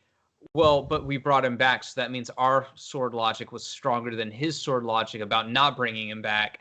And I'm like, oh, bro, I like this. This is like, if we do what we're told not to do, and that's like heretical in our doing it, but we do it and we get away with it, then Oryx either has to commit suicide or he's a hypocrite. Upon being brought back. And the Hive's like, he's not going to do that. So he might kill us all, but then even that makes him a hypocrite. So we win. Our sword logic is better. It's so great. It's like the greatest catch-22. But then you want the community to be able to process that. I hope Paul the Thrall wins this. I don't know. Yeah. But like we said, wish the AI was smarter. Wish they would show us shit instead of telling us. There's not enough cutscenes in the campaigns, but we can die on a hill with all this kind of shit. And I think it's funny that you, in your Twitter feud, you're like talking about Shadowkeep again, and you're like, can we just talk about how shit Shadowkeep really was? Yeah. But yeah. And I don't want to see this done with. We'll close on this point. We're close. This is the closing point. This is my closing point. Yeah. Shadowkeep. If we're going to talk about like the way that expansions are created and the content that is therein, what was Shadowkeep? Shadowkeep was a really interesting first mission, which all Destiny missions are really well done. And then it had the same problem that Forsaken did. You went to the Tangled Shore, but this was the moon, and you like talked to the spider, but this was Eris. Yep. And then like she was like, "Oh, hey, go build this set of armor," and building the set of armor just required you to do a bunch of busy work for like 8 hours. Now, whereas Forsaken, like you did the busy work, and then like you got the Barons, and the Barons had all their own little interesting things, and they were all really unique. In Shadowkeep, this just led you to go and fight, go fight Crota again, go fight Gull again, go do all the stuff that you've already done before, and you've probably already done, a handful of times. This is nothing new. It was padded out content that led way to recycled content that led to a couple of interesting story revelations that weren't actually all that interesting. If you played Destiny 2's original campaign, the darkness is coming. No! Oh my gosh! Pyramid ships are coming to Earth. Gasp! Shock! So we're like Forsaken. You had the unique boss fights. You had the race, and you had the tank, and you had all this. It was all really well done. And then you had it was clumsy. Narratively speaking, the switch between spaghetti western to sci-fi opera, but then you go into the Dreaming City and you're like, whoa, this is like, I wasn't expecting this. This is this whole new location, and this is really cool, and we're finishing this Aldrin story, and then we fight a spaghetti monster, and you're like, wait, I thought I was going to fight a hive god or an Ahamkara, but like, okay, tentacle monster.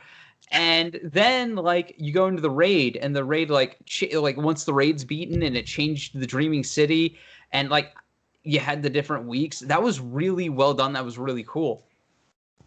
And then you have like Shadowkeep, and Shadowkeep was like, go do a bunch of busy work, and then go do a horde mode, and then here's a like kind of interesting raid with reskinned armor.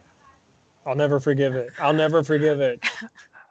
I was trying to be nice. No, I'm never gonna forgive that armor. Jesus.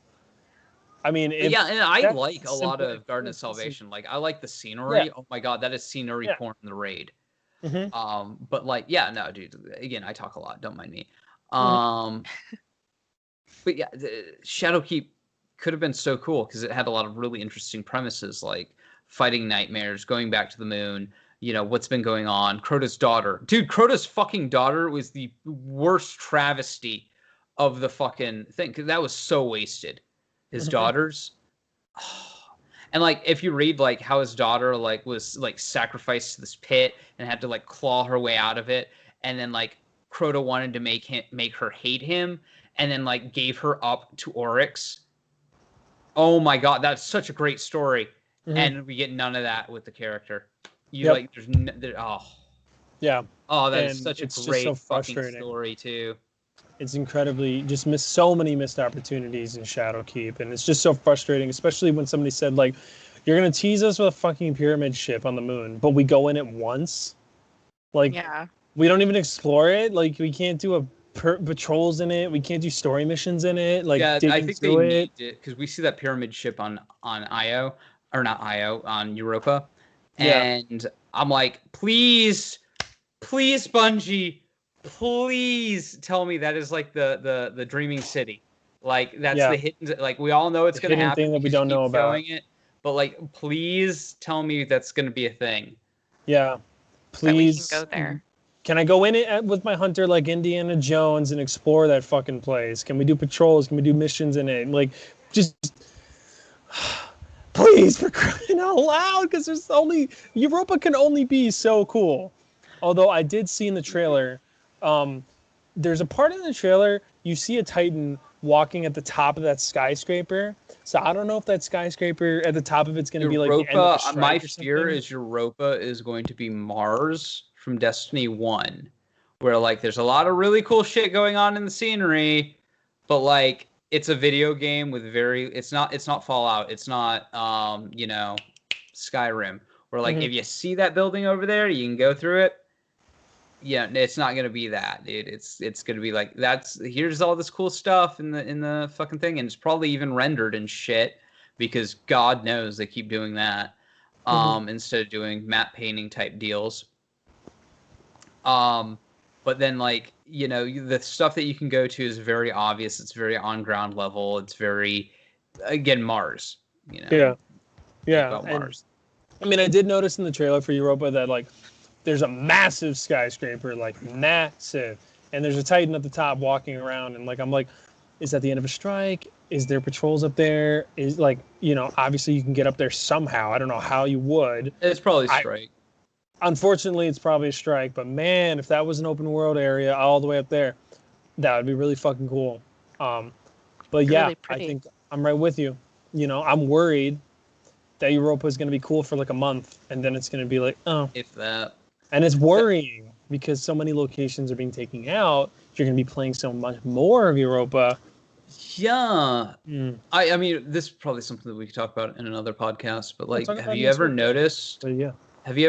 like the newer locations don't get as much use as like even now, like with the newest exotic quests or stuff like that. And I'm not even just talking Traveler's Chosen because the Traveler's Chosen was a send off, but a lot of stuff is like you'll wind up playing the EDZ more, or you'll play the Mars or something like that. But it's like, but why aren't we playing on the moon? Yeah. Why aren't we going to a special location on the moon? Or There's not even just the moon in the general. new Like, why am I on locations that be Io for like utilized. 5 hours a day? Yeah. I mean, you guys remember that secret location on the Tangled Shore for that exotic quest, and you have to like fight the Taken in that waterfall area, and like, Yes. Yeah. oh, fucking amazing! But you can only go there for the exotic quest. You can't go back. Mm-mm. You Or the underutilized location. on Titan for the Ace of Spades quest where they had that whole area. Badass area.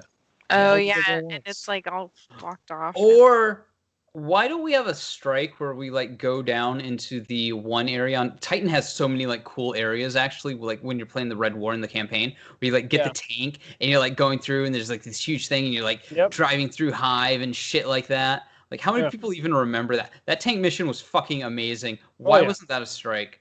Or That like was something awesome. like it, diving down into the depths of Titan and like dealing with the Hive and like because we go to the moon and there's like tons of Hive god shit there, but I'm like, bro, this is Hive that's come off the fucking Dreadnought. That's like next level Hive.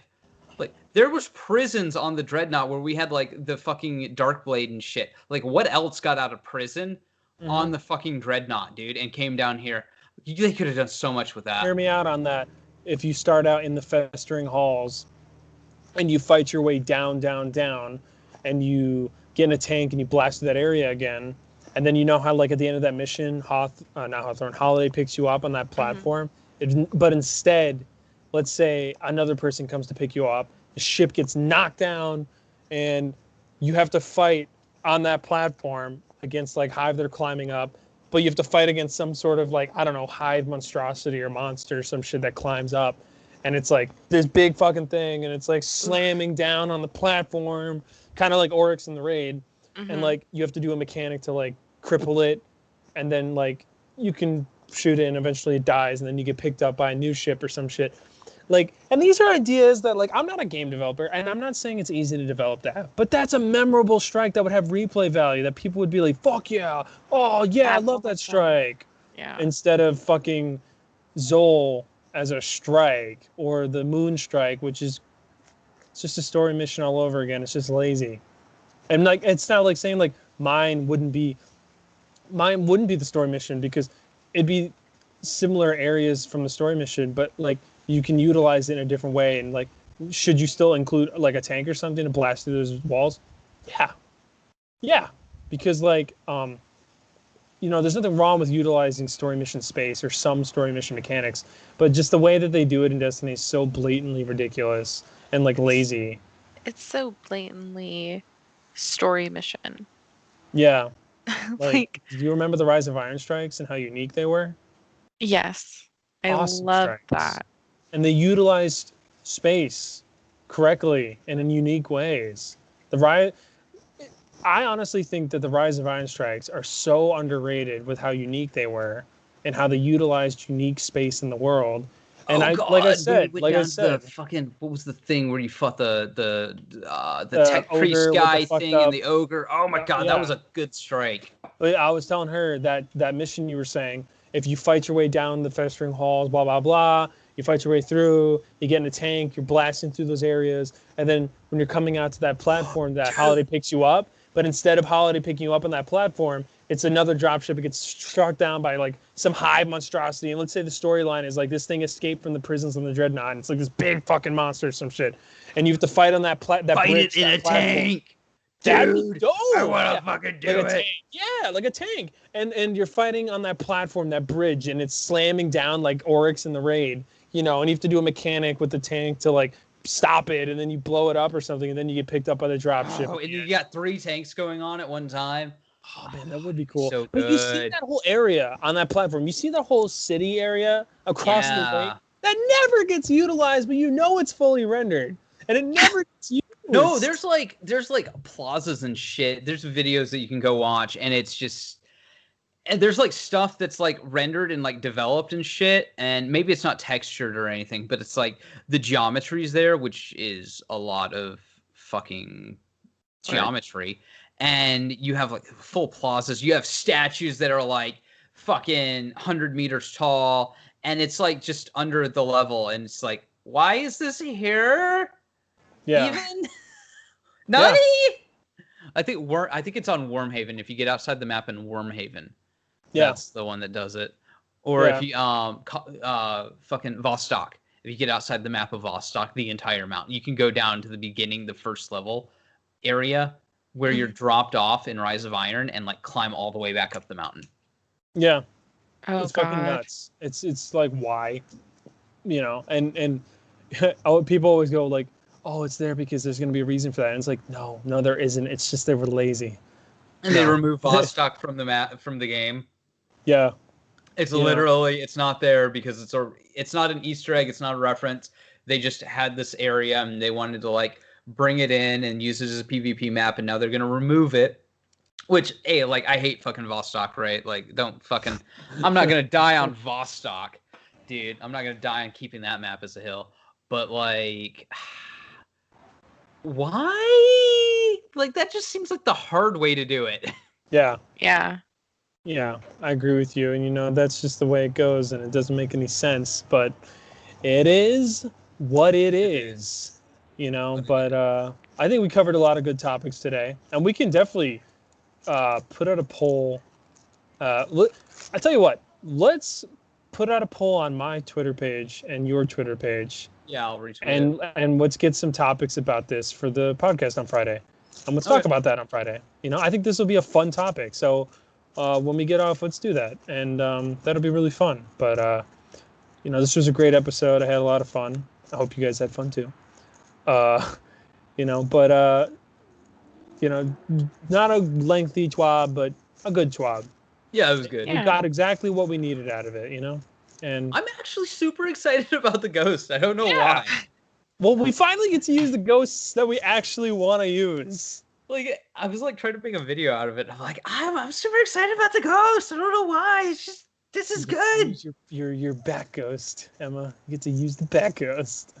No, I Fine. have the cat and the bat, Bat and ghost. The cat ghost is so Bat cute. ghost. I like the cat ghost because every time you open it up It's like, or you bring them out, yeah, it goes meow. And you can yeah, hear other people's cat ghosts like meowing. yeah. It's so Yeah. Now give me different voices for Ghost, That's never gonna happen. please. The Female Ghost. The ghost is way too integral to the way that the story unfolds, and they like bring the ghost in to sometimes do the DLCs. It's just never going to happen, and I hate to disillusion you, especially because the fact that Destiny file sizes for sound are uncompressed, and they are actually where most of the size comes from in this game. Fun facts, if you didn't know. Why would they be uncompressed? They're just not. That's everything Great. that I've like read is just on like the sound in Destiny. Is they're uncompressed and they're just there. And mind you, how many languages does this game have in it? Like 16 or some shit. I don't know. Shoot. And why does Bungie do a lot of things? That's a great question. No, maybe there's just some like better probably a reason for it. Maybe it's because the way the cutscenes are done. Because the way the cutscenes are, they're like their own thing. Yeah. You know? So maybe it has something to do with that. I don't know. Yeah. Yeah. Not- I'm just really sick of Chirpy Ghost, but that's just my opinion. No, I love Dinklebot, dude. I love the ghost. Like he's fine. I want prefer Sagira as my ghost voice, man. Sagira would be well, I think no. Anyway, but He's I like like that. I'm gonna shut up. definitely like Dinklebot a lot more than Nolan Bot. Sorry, I appreciate Nolan North. I really do. I do. But there's something I loved about the deadpanness. Eventually, Nolan North is gonna voice every character in Destiny. Yeah, they'll just pay him to do everything, But Him or getting Memory. I prefer deadpan, and I think Dinklebot's deadpanness appealed to me. I like how to the point he was. That wizard. I like Dinklebot, and then I also really like. I know you're trying to close out, but like Devram K, talking about deadpan characters. I like him. I love Devram, dude. Oh God, he's so annoying. I made you some tea, but I drank it. She's like, go fuck yourself. Like, you literally look at a Guardian in the eye, go like, go fuck yourself. What you gonna do about it? Nothing. I got no land beyond the clock tower. Yeah. Bite me. Yeah. Freaking, but yeah, I'm just thinking of a Devram. It's so funny. Anyway, like Dimitri, where can we find you? You can find me at _Prophet17 on Twitter. Where can we find you, Emma? I'm on Instagram at Very Alive and on Twitter at EWar. Yeah. War, not War, guys. It's just War. Barely Alive or Barry Alive? Is this like dark or funny? Barry. It's Barry. It's funny. Oh, okay. It comes from the dark though. Yeah, well, I mean, this is like that goth sense of humor, right? Like, yeah. I feel you there. I feel you, big dog on your wolf. Oh, of course. Like, who doesn't know where I'm at? No, I'm joking. You can find me at Darkside Royalty on the YouTube, and then at DSR_Joker on the Twitter net. All right. Thanks for listening, Guardians, and have a great day. Evening, month, life, year. Boom.